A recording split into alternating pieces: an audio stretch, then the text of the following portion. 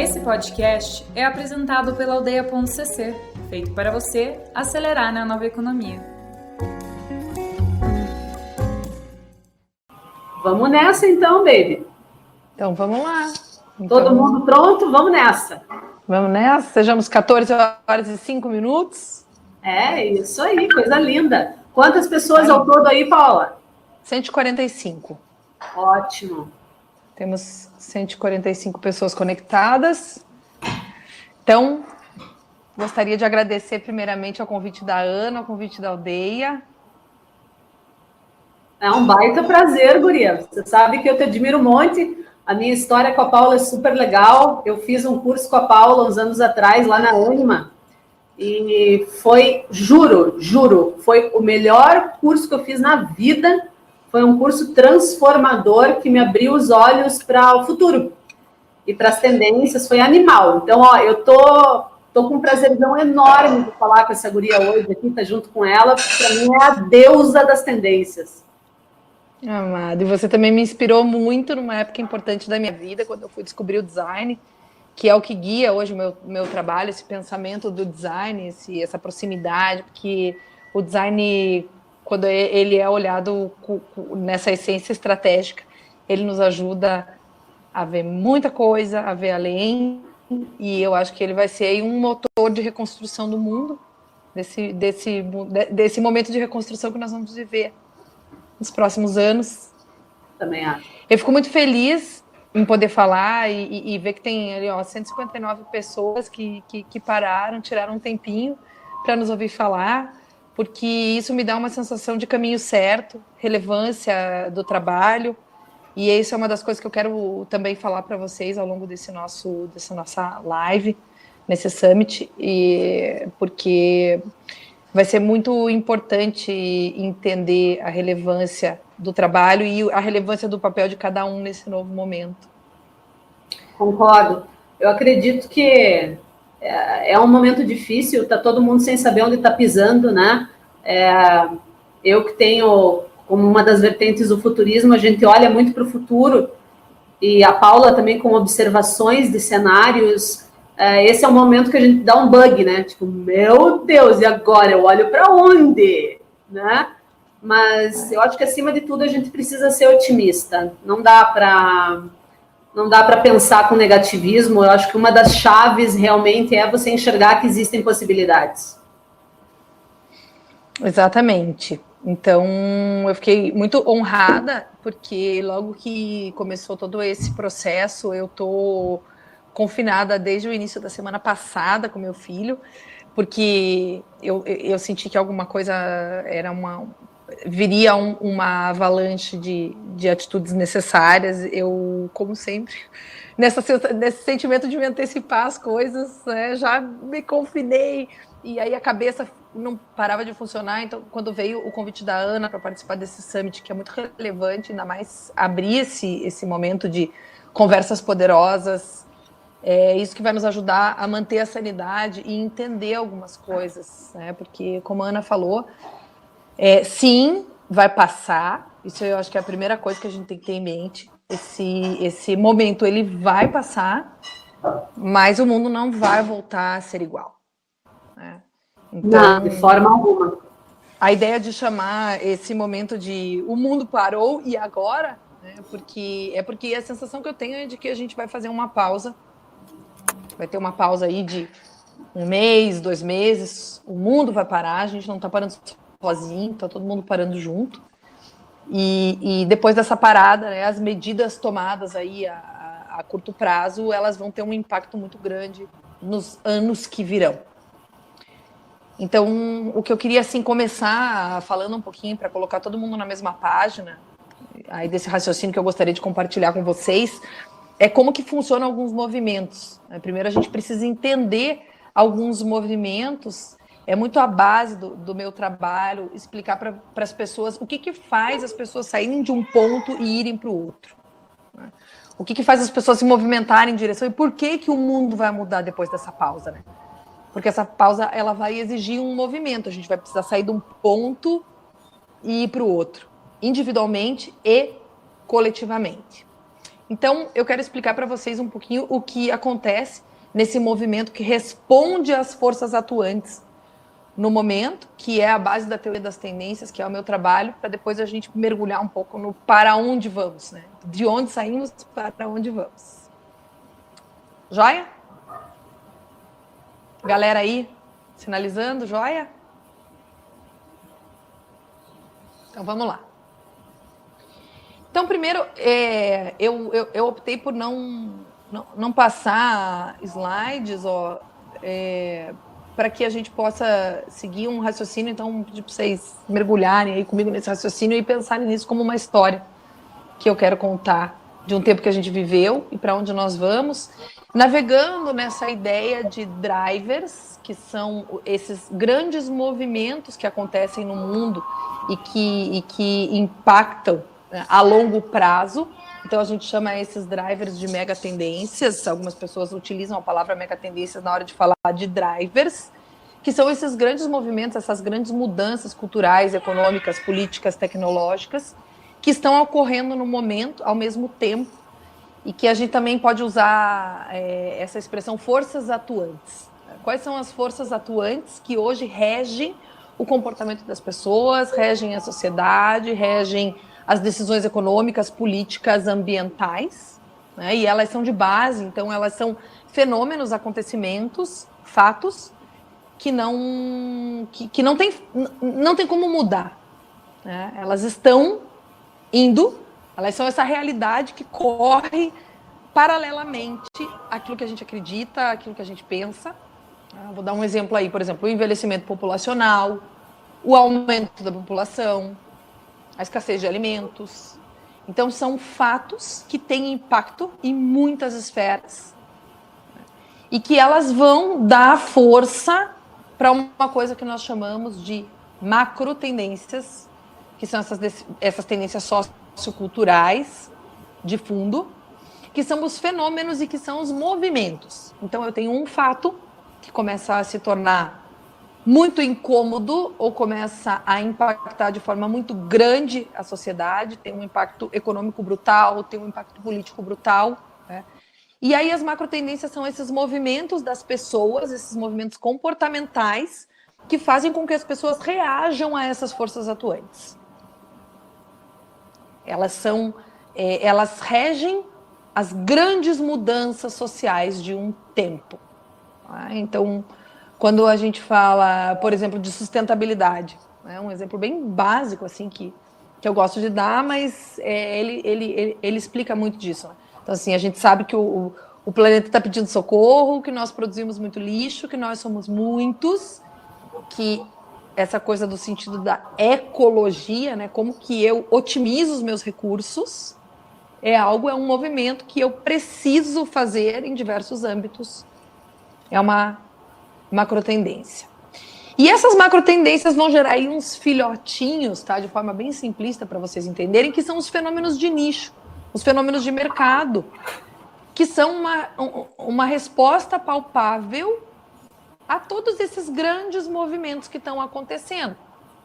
Então, a hortinha urbana que responde a essa necessidade de eu plantar o meu orgânico lá na minha casa, para otimizar os meus recursos, para eu ter acesso a alimentos mais saudáveis, né? É quando você vê lá no mercado que a sacolinha reciclável, a reutilizável, é um fenômeno mercadológico que vai responder a esses grandes movimentos sociais que estão acontecendo. Então, como preâmbulo que eu queria explicar para vocês de início, são essas três coisas, né? O driver, a macrotendência e a microtendência, que são tipos de tendências, todos são tendências, mas são tipos de tendências e a gente separa como um construto teórico para nós entendermos esse escalonamento, essa consequência que vem em cascata das coisas. O mais importante é a gente entender que quando um driver está acontecendo, ele tem um impacto em cascata no comportamento que vai ter um impacto mercadológico. Inclusive é legal. Tá me escutando bem, Paula? Sim. É bem legal falar para a galera que quando a gente fala em tendência, a gente fala em observação, né? Em comportamento. Então, todo mundo que está ouvindo aí, vocês têm o costume de observar ou então só está passando pela vida olhando tudo muito rápido, né? Porque rapidamente nada, né? E uma das coisas que eu aprendi com a Paula foi uma delas, né? Foi realmente observar mais atentamente tudo que está acontecendo e tentar extrair as informações importantes, né? Porque a gente precisa. Esse cenário atual do Covid, ele está trazendo para a gente essa sensação de que o mundo parou. Mas é justamente agora que a gente tem que começar a observar com mais calma. É uma chance que a gente tem de observar com mais calma. Perfeito, até porque aí vai entrar uma outra coisa que eu queria falar, que é um outro movimento que a gente chama de gatilho, que são... Tem a teoria do cisne negro, que é do Nassim Taleb.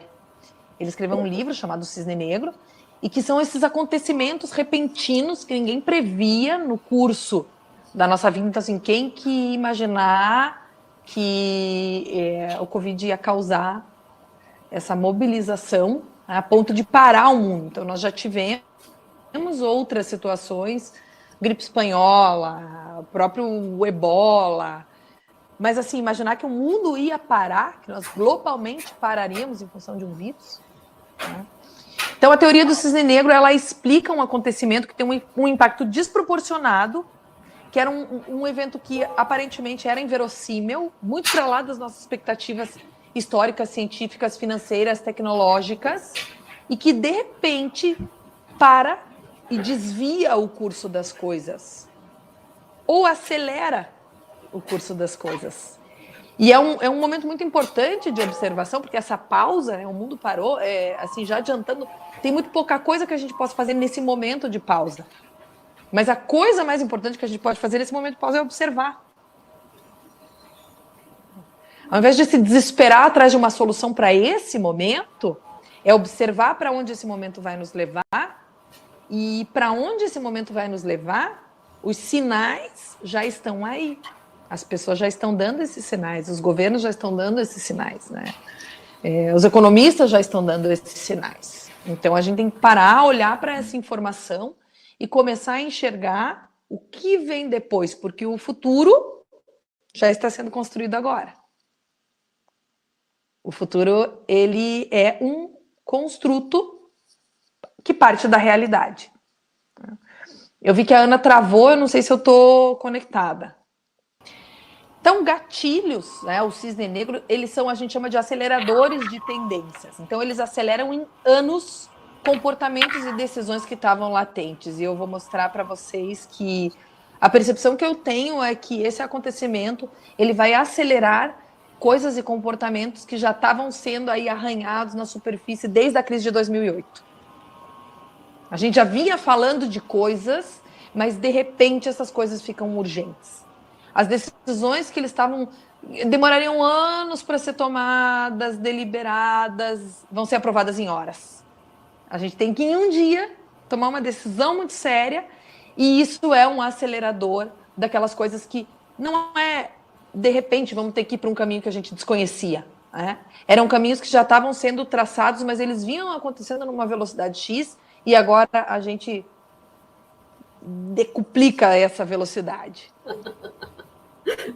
Tem isso, doideira, né? Há uma semana atrás a gente estava falando sobre como as redes sociais apavoram a gente e como nós poderíamos reduzir essa velocidade, como que isso tudo estava prejudicando a gente, movimentos de reclusão, movimentos de pessoas diminuindo o fluxo em redes sociais.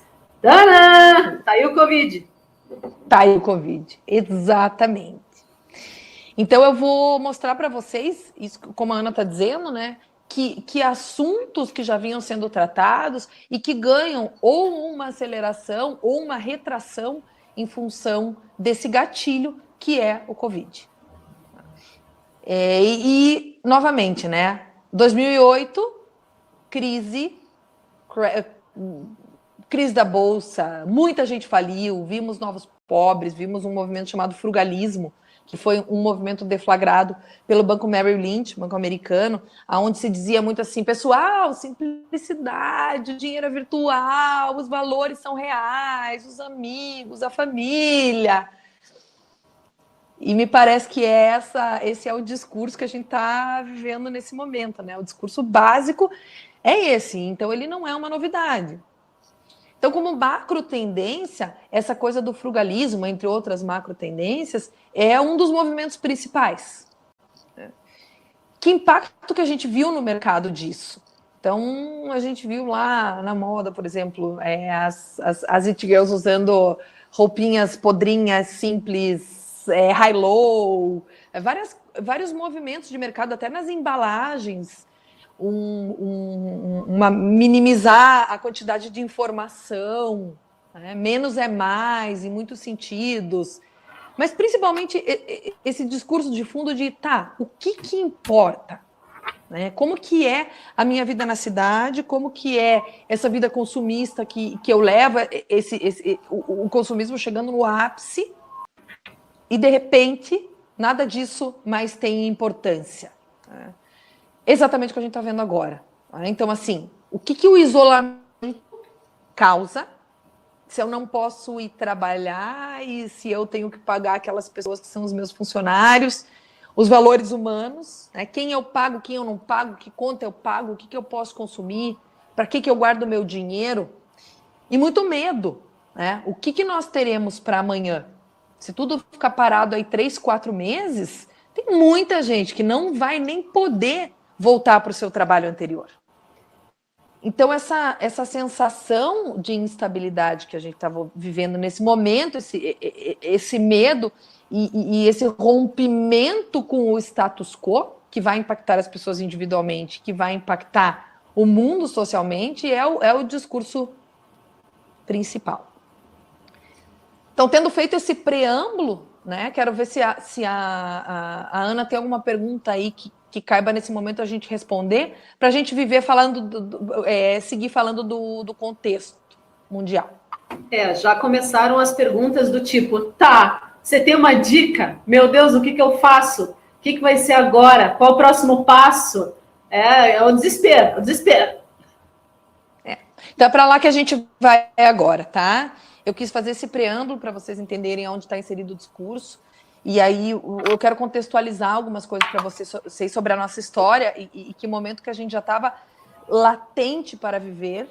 Né? Então isso, de alguma forma, viria.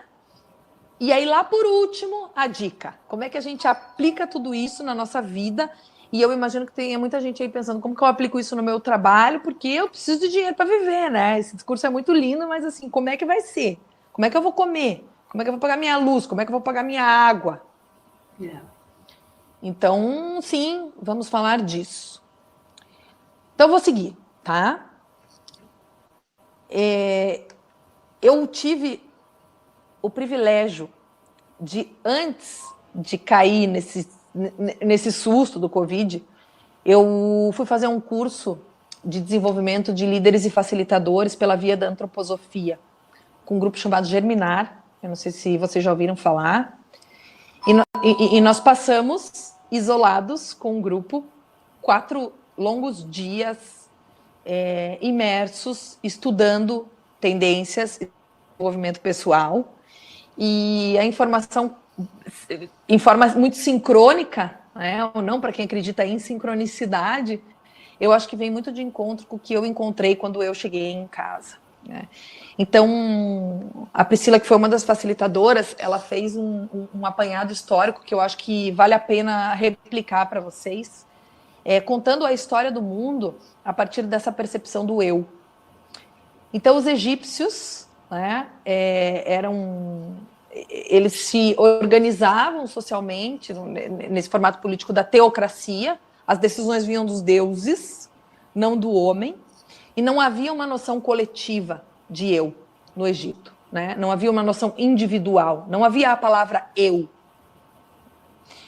É uma palavra que surge ali com os gregos, onde as decisões, tudo que acontece no mundo, essas forças atuantes na sociedade, elas ainda vêm dos deuses, mas começa uma percepção do indivíduo através da filosofia. Você lembra do penso, logo existo? Existo a partir dessa percepção individual da minha atuação no mundo. E aí a gente passa aí para os romanos, onde essa conquista do eu e essa conquista da propriedade privada, junto com o início da democracia, né, redefine o papel das pessoas no coletivo.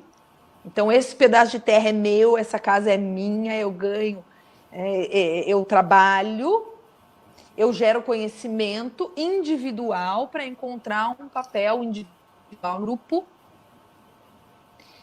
E aí, ali pelo século XV, XVI, né, o início do comércio internacional. Aí eles falam da Companhia das Índias, a primeira multinacional no mundo.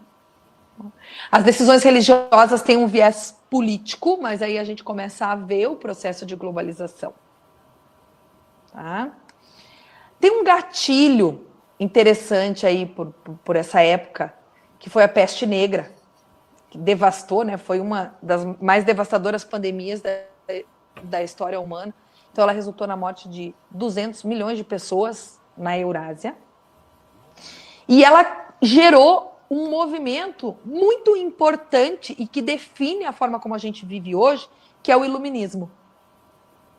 Trazer a luz, né, para essas trevas que a igreja impunha, então todo esse conhecimento divino, nós estarmos à mercê desse conhecimento divino, desse caos, de algo que vinha, que não estava nas nossas mãos controlar, né, demandava um mergulho num pensamento mais científico, mais racional, que é o pensamento que passou a imperar no mundo ocidental. Então, hoje, a gente se pauta muito na ciência, na racionalidade, e a gente vai tentar explicar de forma racional todos esses fenômenos. Tá? Então, a nossa tendência no momento é explicar de forma racional tudo isso que está acontecendo e algo que vem que nós não temos controle, que é o Covid. E por isso essa sensação de medo, né? Nós não somos capazes de pensar sobre aquilo que não conhecemos. Nós não somos capazes de controlar algo que a ciência não controla e que a nossa razão não controla. Então, nós sentimos muita ansiedade e muito medo. Tem uma outra coisa importante que define, para contextualizar todas as tendências que vêm e que definem o nosso comportamento e o nosso pensamento, que foi a modernidade, né? A Revolução Industrial.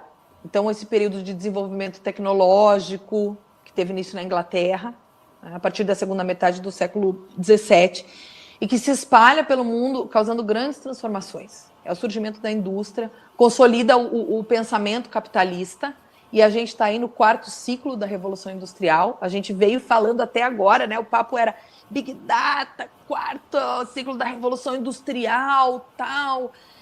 vivendo ainda num processo produtivo, onde o produto reina, mas a gente começa a falar que é importante o serviço, mas ainda o produto é o rei e o comércio é o que gera riqueza, né? É a indústria que gera riqueza para um país. E aí, de repente, né, a gente está nesse contexto do século XXI, científico, racional, industrializado e extremamente tecnológico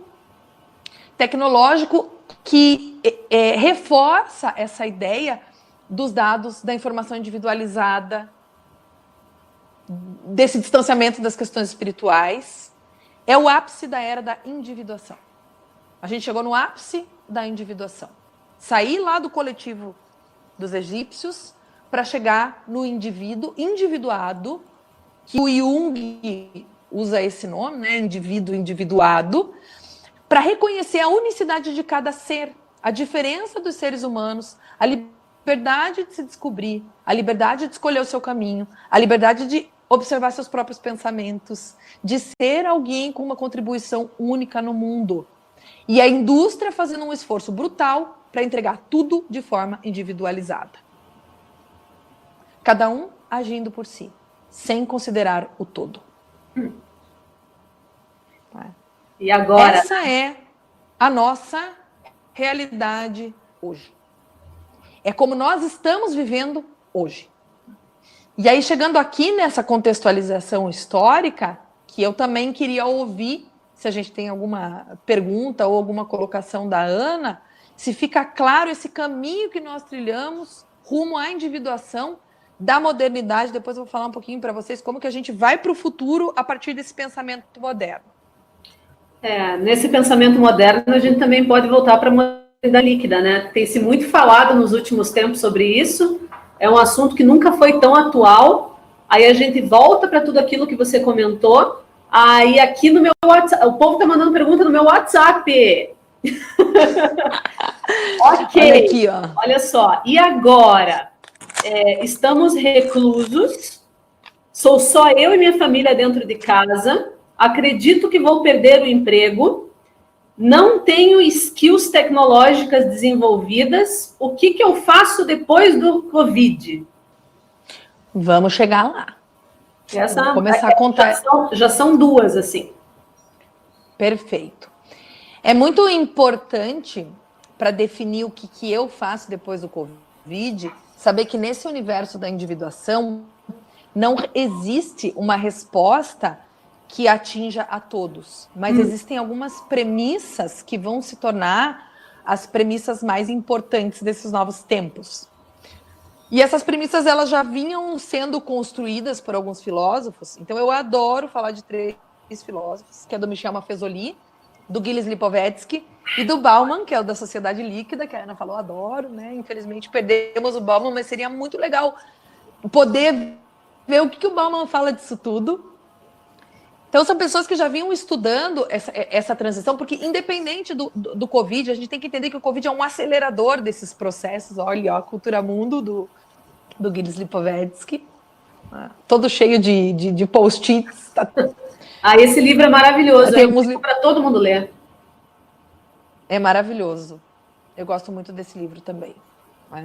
Mas é importante a gente ver que as coisas que vão acontecer depois, isso é um acelerador de coisas que já vinham sendo ditas, né? Então, por exemplo, o Maffezoli, ele falava assim, beleza, pessoal, a modernidade, os tempos modernos, eles já não estão mais sustentando as demandas globais e individuais. O que está acontecendo? A modernidade, o capitalismo foi construído centrado na produção, centrado no crescimento econômico, na mercantilização das trocas, toda uma vida voltada para a acumulação de patrimônio. Então, o que nossos pais faziam? Eu trabalho a vida inteira para acumular um patrimônio que vai me dar segurança, estabilidade no futuro. Então, provavelmente, esse pensamento, né, do o que eu vou fazer depois que passar o Covid, ele está muito pautado nisso, né? Eu não tenho reserva, eu não tenho skill tecnológico, eu estou perdido, meu Deus, como é que vai ser? Mas a gente tem que entender que a gente já vinha transitando desse pensamento para um pensamento que uma pessoa assim, de o homo econômicos não é mais centrado na produção. As novas gerações já estão vindo com uma ideia de homo eróticos. Um homem que não se define mais pelo acúmulo do patrimônio. E a gente vê isso nas marcas, né? A marca a empresa, ela já não estava mais se definindo pelo seu patrimônio líquido. Ver lá aquela história do Uber, um baita prejuízo para um valor de marca brutal. Então, o Maffezoli já vinha dizendo, cada vez mais o que vai importar é a sua relação com o outro. Essa transição da organização industrial para uma forma coletiva e globalmente conectada, ela deixa um homo econômicos, centrado em produzir, para um homo eróticos, muito mais preocupado com outras coisas. Então, já prevendo essa mudança de valores. E o Lipovetsky completa falando da hipermodernidade, né? Ele fala assim, gente, a gente está vivendo uma cultura do excesso, do sempre mais. Tudo é intenso, tudo é urgente, uma obsessão com o tempo. A gente não tem tempo para nada. Tudo acontece de forma muito rápido. Tudo é efêmero, nada permanece. O que a gente tem? Hipermercado, hiperconsumo, tudo é mais, tudo é maior, todas as pessoas querem mais, precisam trabalhar mais, precisam consumir mais. Não dá. E o B.R. Schwartzman, que escreve O Paradoxo da Escolha, fala assim, as pessoas têm tantas opções que ao invés de elas se sentirem libertadas, elas estão paralisadas. Exato. Isso é algo que provavelmente todo mundo está sentindo. Eu, nos últimos tempos, desenvolvi uma fobia da escolha. Então, se você me dá muita escolha, eu recuo e falo, não quero nada, porque é muita escolha. A gente está vivendo isso muito forte. Eu, como designer de produto, faz já mais de um ano que tenho sentido essa diferença no mercado, de como as pessoas estão consumindo, o que elas consomem, por que elas consomem. Os jovens têm questionado, eles passam pelos produtos, digo eu de carteirinha, porque é o que eu ouvi. Nossa, teu trabalho é tão lindo, as tuas coisas são tão bonitas, mas só olhar para elas aqui já me deixa feliz, eu não preciso comprar. Ha! E aí? Ha! E é isso, né? Nós somos definidos por isso, ó. Sociedade do Cansaço, eu acho muito legal, que é do Byung-Chul Han, e a Sociedade da Ansiedade. Essa é a nossa realidade. Ó, segundo a OMS, o Brasil é o país com a maior taxa de transtornos de ansiedade no mundo. É o 5º em caso de depressão, que a gente não tem tempo para viver o agora. Então, olha que interessante, né? Eu tenho muitas opções. Eu quero comprar muito, o meu dinheiro não basta, eu não tenho tempo para nada, eu não tenho tempo para olhar para meu filho, eu não tenho tempo para olhar para mim, eu estou cansado, eu estou ansioso e, de repente, fica em casa. Meu Deus, mas então, nesse tempo que eu estou em casa, como é que eu vou usar esse tempo que eu estou em casa para fazer? Esse é o pensamento da modernidade. Como que eu vou produzir? Produzir. Essa ideia de produção é uma ideia moderna. Então, a primeira coisa, já respondendo a galera, é o seguinte. Primeira coisa, solta o que é do passado. Essa é a oportunidade que nós temos e que nos foi imposta para soltar o que é do passado. E o que é do passado? Ficar pensando em produtividade, ficar pensando no uso do tempo, como a gente usava a semana passada, galera. Retornar para os valores essenciais, né? Se ver como um ser ansioso, se reconhecer como um ser ansioso, e aí começa a emergir aquelas coisas do que a gente já dizia, assim, o poder do agora, a meditação. Olha que oportunidade para estar no agora quando você nem sabe se tem futuro. Então, tem alguns exercícios aí que são importantes nesse momento e que vão definir as prioridades do futuro. Agora eu vou poder começar a falar para vocês para onde os ventos sopram. Que ventos sopram para o futuro? O que você está olhando aí, Ana, com essa carinha? Tem alguma pergunta? Tem muita coisa boa aqui da galera. Quer falar algumas? Vamos lá. A galera está pedindo para você não parar. Tá. Seguimos. Aqui a Gil está falando, 6% do Brasil vive nas favelas. Falar em lockout para essas pessoas é uma falácia, não? Que a gente está falando aqui, é óbvio que a gente não pode deixar de fazer um paralelo. Nós todos estamos em casa, com Wi-Fi bom, temos da onde tirar uma graninha para se manter nesse período. A gente tem referências para como pensar em mudar, né? Como, a gente tem como mudar o que a gente está fazendo, redescobrir um novo trabalho, uma nova forma de botar para fora as nossas potencialidades. E a galera que ganha quinhentão e está vivendo, né? Então, eu acho que agora é uma hora da gente que tem mais capacidade monetária mesmo e de informação, de pensar como ajudar essas pessoas também.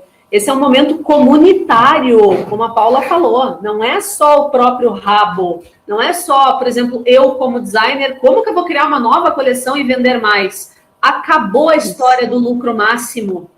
Acabou a questão de eu sou o topo do mundo e sou eu e eu mesmo. É uma comunidade, somos nós todos. Então, como que a gente pode, como seres criativos, pensar na comunidade? Acho que vem de encontro com a pergunta da Gil. Perfeito. E como que eu me sinto quando aquelas pessoas que vão trabalhar na minha casa, eu tô sem renda, eu tô ferrado.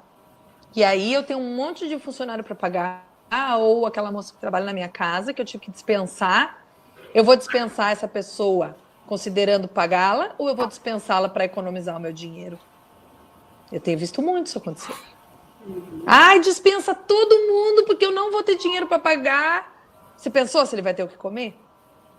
A gente vai ver uma humanidade bipartida nesse sentido. O banco, quando você liga para o banco e você tenta renegociar a sua dívida, o seu banco vai cobrar juro ou ele não vai cobrar juro?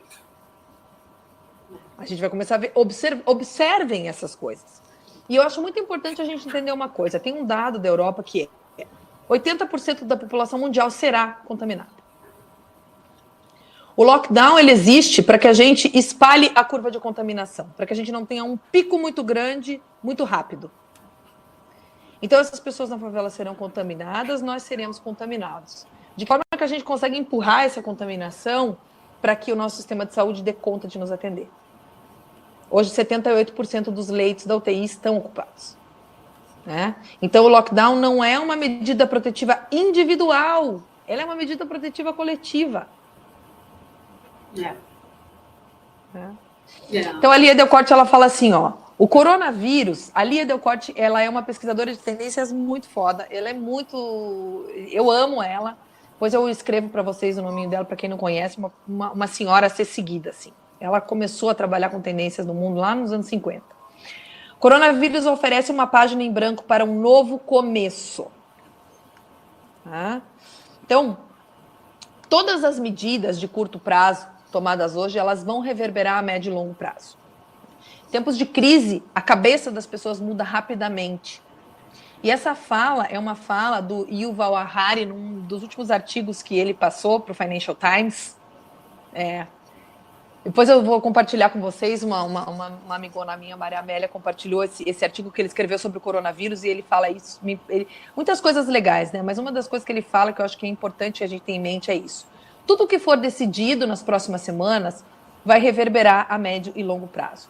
Então, políticas de contrato, políticas econômicas, tudo isso vai ter uma reverberação, né? A gente tem que confiar, a gente vai ter que confiar nas decisões governamentais. A gente não pode, a gente tem que ter muito cuidado em olhar se nesse momento a gente tem uma oposição tentando empurrar para decisões políticas ou para decisões humanitárias. A gente tem que cuidar muito com isso. E a gente tem que pensar que a cabeça das pessoas vai mudar muito rapidamente. Eu lancei uma campanha pelo Insta, que foi assim, uma campanhazinha, né? Só para sentir o que a galera tinha para dizer, para a gente conversar um pouquinho nesse summit, que eu descobri o que cada um está pensando individualmente, como que esse pensamento converge. Né?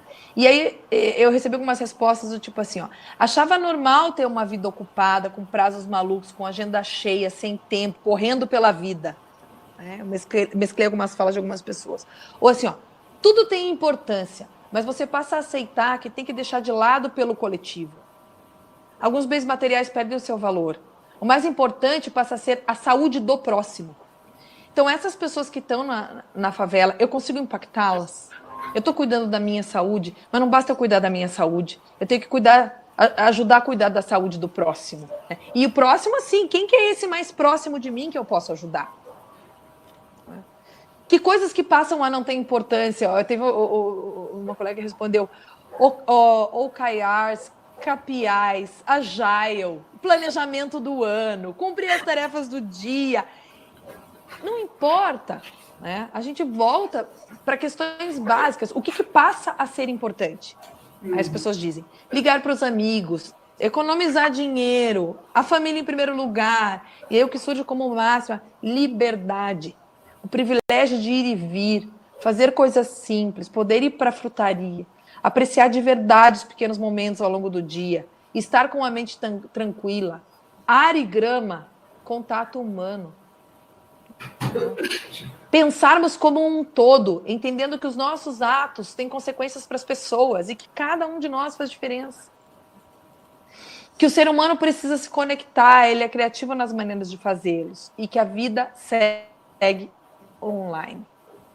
Então, todos não serão atingidos pelas tendências, mas hoje a gente já tem muita gente conectada. né? E esses pequenos atos de gentileza que vão fazer a diferença. Então, a história, assim, ó, né, vem lá da Espanha, ó. Nossos filhos tiveram as suas aulas suspensas. Se você não tem com quem... se os seus filhos, você não tem com quem deixar, nós podemos cuidar do seu filho. Idosos, eu posso fazer o mercado para você. Então, é como que eu olho para a minha comunidade, para esse grupo mais próximo, e eu consigo estar a serviço do coletivo. Esse é o primeiro exercício. Deixar de estar a serviço do sistema para estar a serviço do meu coletivo. Porque no final das contas a gente acaba escravo do dinheiro. De fato, é o dinheiro que está ali na frente, que está puxando, e que nos puxou desde do momento que o homem descobriu o fogo ali, já começou a vir os interesses, né? Veio lá a primeira fábrica, as primeiras evoluções, é a grana que manda. Essa onda do covírus, ela surge justamente para trazer à tona o que realmente importa, né? A gente tem uma pergunta aqui do Wellington, se a gente acredita que a cultura do colaborativo vai pegar no Brasil. Essa é a única certeza que eu tenho. Veja, olha o que a gente está fazendo agora, Paula. Gente, todo mundo que está assistindo, existe um summit de uma semana, mais de 45 pessoas que estão cada um na sua casa. A Paula está dando 1 hora do dia dela, de todo o conhecimento que ela tem, para estar aqui dividindo com vocês. Então, não é só com grana que a gente ajuda, não é só o dinheiro, a gente ajuda dividindo, é dividir. Esse é o colaborativo, né? A gente precisa reaprender o que significa. E eu acho bem importante colocar também, assim, ó, o reforço do colaborativo, ele não anula o reforço do processo de individuação. Uhum. Então, a gente vai continuar tendo um processo de individuação, essa coisa de estar dentro de casa, de se organizar individualmente, todas essas coisas de home office. A gente vai ter depois a gente vai ter uma onda aí muito importante de necessidade de privacidade, né? O Yuval fala nesse artigo que a gente vai viver um processo de monitoramento muito pesado das autoridades, que vão tentar nos monitorar via câmeras. Vão tentar, não, vão conseguir. Na China eles já estão fazendo. Já estão fazendo. Consegue rastrear quem tem o vírus, então ele é obrigado a se submeter ao teste rápido. E aí aquela pessoa, pela face recognition, vai ser monitorada ao longo da sua vida, e eles conseguem monitorar quem entrou em contato com essa pessoa, né, para saber se ela pode ter o vírus. Então, esse é um processo que se instala como procedimento da vida. As autoridades vão nos monitorar mais do que nunca. Todas as conversas que estão acontecendo pela internet vão ser monitoradas mais do que nunca, porque é um canal de monitoramento. E isso vai gerar uma necessidade muito grande de privacidade. Então, o processo de individuação ele vai se acelerar, delivery, home office, conveniência, praticidade, a questão do do it yourself, de você fazer as coisas sozinhos, a partir de matéria-prima, são todos processos de individuação, né? Mas eu posso me individuar e usar esse meu processo de individuação para também estar a favor do coletivo e não a favor só do indivíduo. Então é muito importante a gente entender que uma coisa não anula a outra. A Priscila não, a Lúcia perguntou aqui, mas como que a gente pode estar próximo das pessoas, como não podemos estar próximo das pessoas e mesmo assim ajudá-los? Então, como ajudar sem poder estar próximo? Essa é a grande dúvida de todo mundo. Perfeito. Então, a gente vai ver algumas coisas, tá? Primeira coisa. Não primeira das primeiras, né? Mas uma lista de coisas que vão acontecer e que vão nos ajudar a ajudar o próximo vai ser isso. Primeira coisa, reforço no trabalho, educação à distância. Então, tem coisas que vão ajudar. Open source education, então a gente vai ver uma abertura muito grande de conteúdos. Vejam quantas empresas de educação estão abrindo para educação online gratuita, as escolas. Então, a gente está vendo crianças que são de escola pública podendo receber conteúdo de crianças que são de escola particular, e os pais se engajando nesse processo de educação.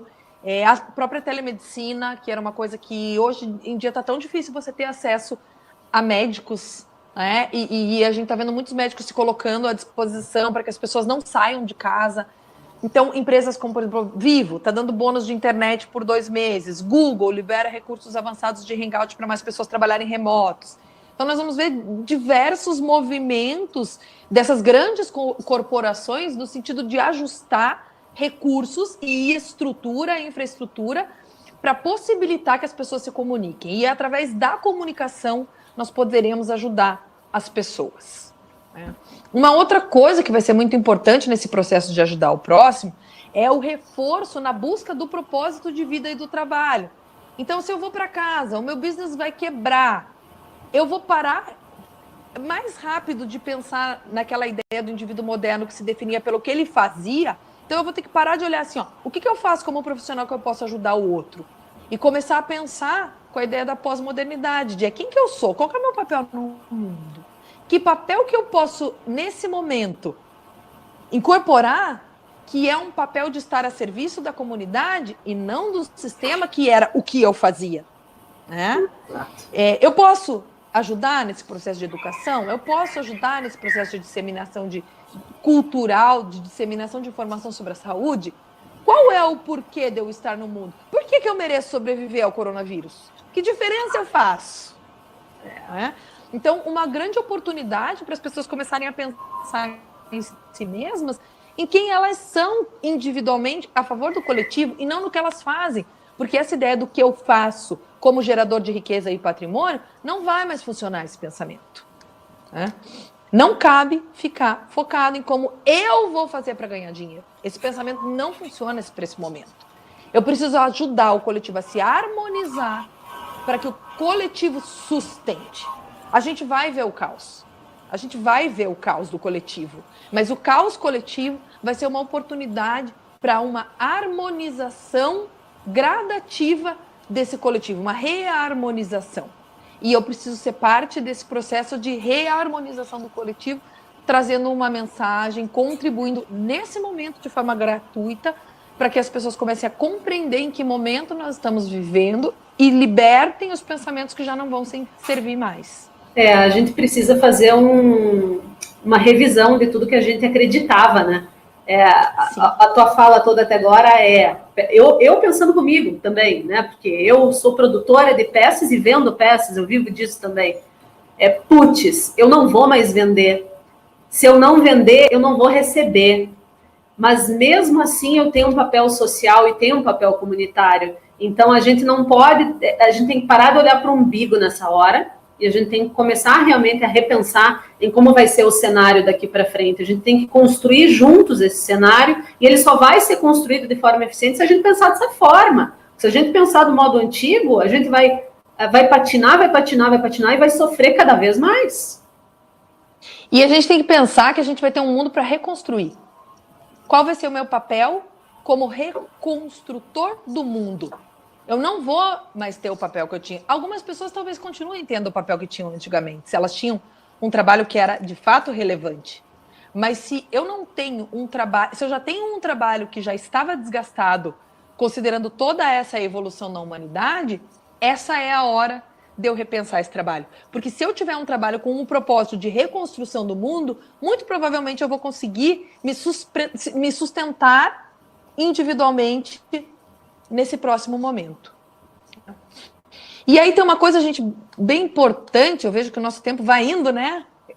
Queria passar por algumas coisas rapidamente que eu acho que ajudam a construir esse raciocínio para que todos entendam para onde nós vamos também. Né? A gente vai viver um reforço no processo da espiritualização. O que é espiritualização? Né? Vibração de harmonização.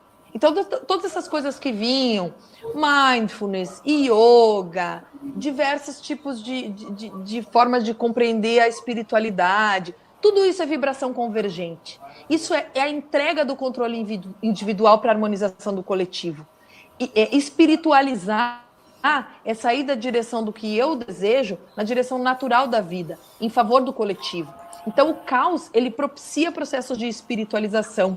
Tá? A gente vai ver uma mudança nessa estética menos industrializada para uma estética mais handmade, esse retorno dos valores humanos, que quando a gente fala de espiritualização tem muito a ver com isso, essa crença de que tem algo que está além de nós, porque essa perda do controle do mercado só te permite entregar. Né? E essa entrega faz com que você olhe para os valores humanos básicos, simplicidade, somente o necessário. Né? E isso já vinha sendo falado lá na crise de 2008. Isso volta com força total. Então, assim, você entregar um olhar positivo sobre as coisas é muito importante. As empresas vão se direcionar muito nessa tentativa de injetar ânimo através de campanhas otimistas. Então, usa a tua empresa, usa o teu papel para campanhas otimistas, para falar desses momentos de dificuldade como momentos de reconstrução. E individualmente questionar o que te faz feliz. A tua felicidade está ligada ao consumo? Quanto dinheiro você precisa para sobreviver? E a gente vai ver uma mudança da moeda, dessa moeda dinheiro, por uma troca de uma coisa que já vem sendo falada, que é a história do ponto de equilíbrio. Eu não tenho só T de tesouro. Eu tenho tesouro, eu tenho tempo e eu tenho talento. Como que eu consigo usar esses 3 T's em meu benefício? Como que eu entrego um talento? Não é aquele escambo do produto, mas é muito mais um escambo do serviço. Né? Como que o meu talento está, o meu tempo e o meu talento está a favor de alguém que também está me devolvendo um tempo e um talento. E juntos a gente consegue gerar a abundância, não dinheiro. Abundância é diferente de dinheiro. Então são redefinições até da linguagem. Como que a gente vai usar essa nova linguagem dos novos tempos? Então, vamos ver lá aquela Mindful Revolution que estava vindo assim da ideia do meditar, estar no presente, valorizar a meditação como cultura de massa. Isso vai vir explodindo. Outra coisa que vem explodindo e que eu posso converter o meu serviço para entregar algo que vai ter valor é algo que o Bauman fala, né? Dos tempos líquidos. Os tempos líquidos são os tempos da urgência por amor. A relação entre os indivíduos cada vez menos frequente, cada vez menos duradoura, a fragilidade dos laços humanos, dificuldade de comunicação afetiva, de repente a gente vai ver uma onda de comunicação afetiva. Esse processo de contato humano. Então, é muito lindo ver os europeus tocando música na sacada, ver as pessoas fazendo happy hour online. Gente, eu tô vendo gente que eu não vi há milênios, amigos meus, pararem para se juntar para cantar uma música. No meu prédio, as pessoas cantaram parabéns na sacada do prédio para uma pessoa que estava fazendo aniversário, que ia estar triste sozinha em casa. É muito bonito, gente. Sabe?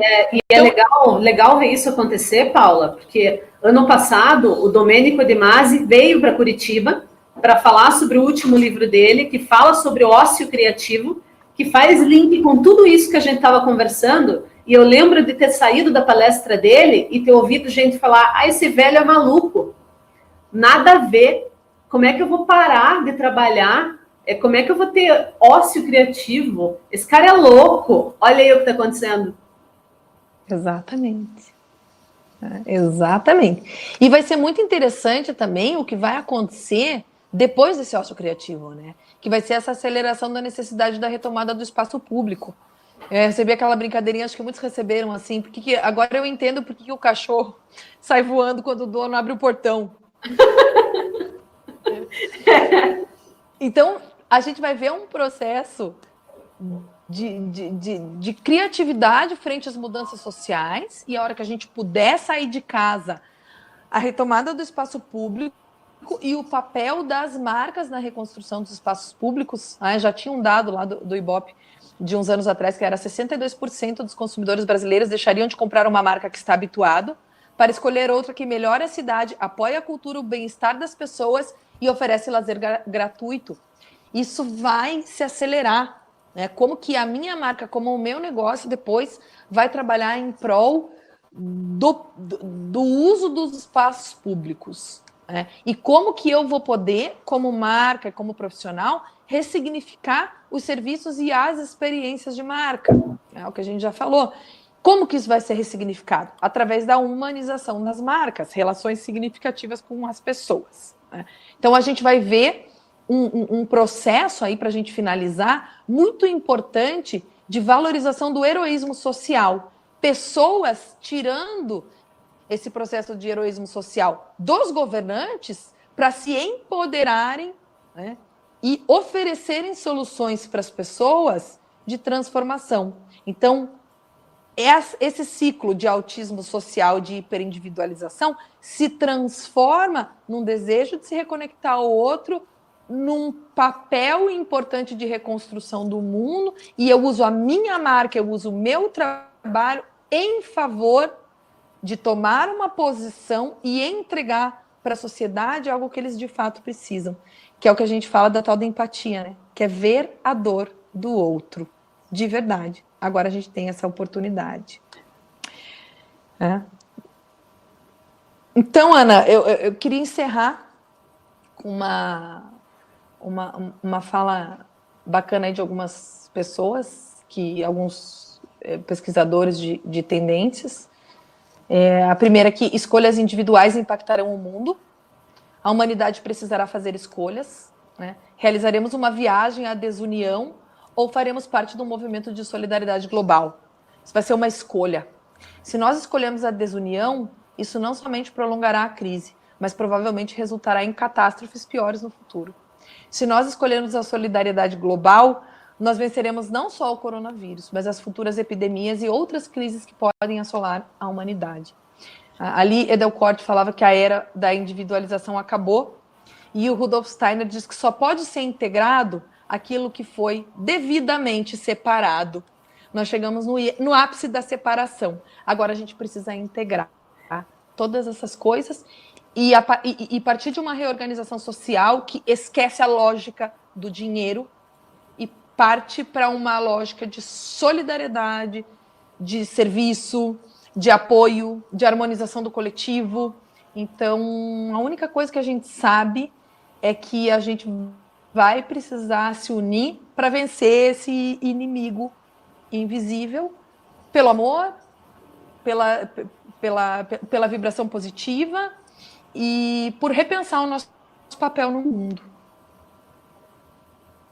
Perfeito.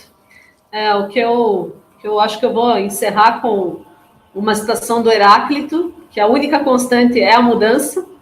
Eu acho que a gente nunca parou de viver isso. E dizer para a galera que se a gente pode fechar com alguma coisa assim, seria se esperta, porque o dinheiro não é mais o mesmo. Então, a gente precisa pensar de outras formas, achar outras maneiras, se reinventar, porque o dinheiro não vai mais ter o mesmo significado. E a gente precisa sacudir com relação a isso. Paula, muito obrigada, guria. Você é incrível. A galera tá falando muito bem aqui, tá agradecendo um monte. Ó, tem gente aqui dizendo que tá batendo palma em pé. Super bacana, coraçõezinhos, amei o papo. Obrigada.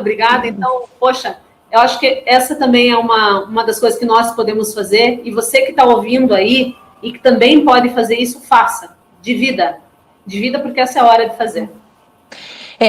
Eu me coloquei à disposição nesse meu tempo de me dividir entre mãe, né, assumir o processo do meu filho aqui em casa, mas nesse tempo que me resta, eu me coloquei à disposição para prestar consultorias de 30 minutos para as pessoas. Então, eu sei que essas pessoas que nos ouviram agora têm dúvidas, mandam um direct para mim no Insta.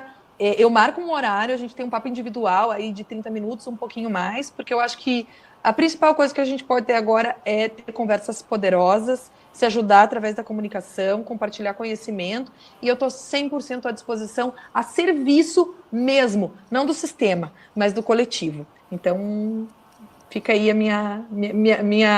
o que eu posso oferecer para vocês nesse momento. Maravilha, gente. Obrigada, Paula, mais uma vez, e todo mundo que está por aí. Beijo grandão.